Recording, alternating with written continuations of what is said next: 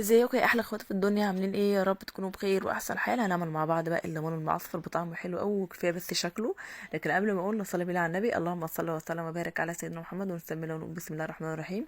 زي ما انتم شايفين كده يا حبايبي، هنجمع مع بعض الليمون هنسلقه ل10 دقايق ل15 دقيقه. تمام. هنجمع مع بعض حبه البركه، هنجمع مع بعض ملح، هنجمع مع بعض الفلفل الشطه الحمراء، هنجمع مع بعض الشطه الحمراء اللي هي اللي انتوا شايفينها ديت.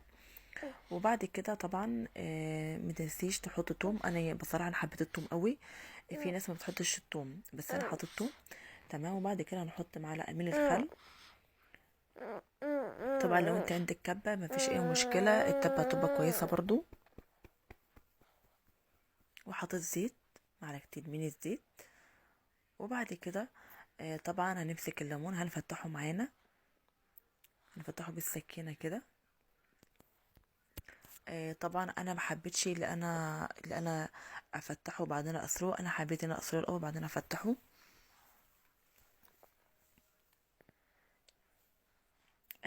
انا بقسم الليمونه لما واحده. لو انت عايزه تقسميها لمتين مفيش اي مشكله، بس انا عملتها لما واحده علشان خاطر التتبيله اللي انا هحطها مش طاقه او مثلا تطلع من الليمونه.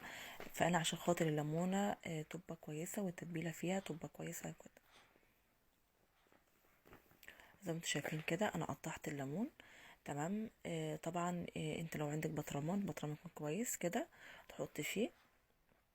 زي ما انتوا شايفين كده احنا بنحط التتبيله اللي احنا عملناها في قلب الليمون علشان خاطر يطلع معانا نتيجه كويسه.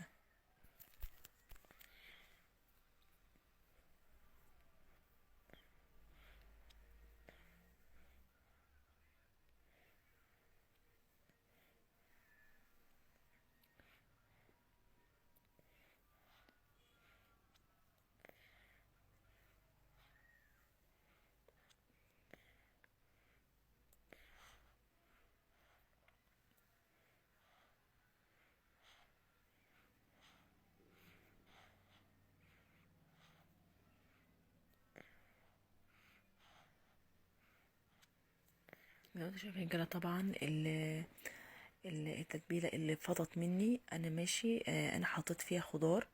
تمام. زي ما انتوا شايفين كده انا بحب اول خضار فيها. طبعا لو انت عندك شطة كمان ممكن تحط شطة، يعني قرن شطة كده يكون حلوين.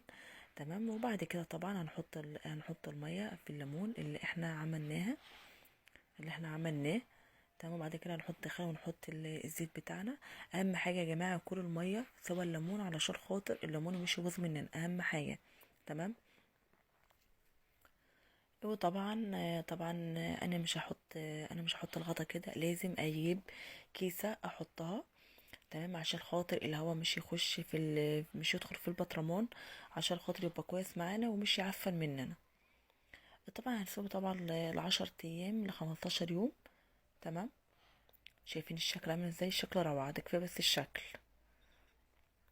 طبعا احنا طبعا سيبناه 15 يوم. زي ما انتوا شايفين كده، شايفين الجمال، شايفين الحلاوة. طبعا انت بقى ممكن تحطي في عزايم، تحطي وانت بتاكلي، تحطي مثلا لجوزك مثلا هو مسافر ولا حاجه. بص يعني ادام الحاجه بتطلع معاكي كويسه، يعني اللي انت عاوزاه ممكن، يعني انت ممكن كمان تحطي كمان على اي حاجه انت عاوزه تاكليها. يعني ممكن تقطعيه قطع صغيره خالص خالص وبعدين تاكليه ادام مع الحاجات ديت تحفه. انت ممكن كمان تاكليه حاف كده. والله انا كنت باكله طعمه روعه. بألف هنا والشفا يا حبيبة قلبي. أتمنى طبعا بدعوة حلوة منك، أتمنى بلايك، أتمنى اشتراك للقناة وتفعلي لي زر الجرس عشان خاطر يوصلك كل جديد.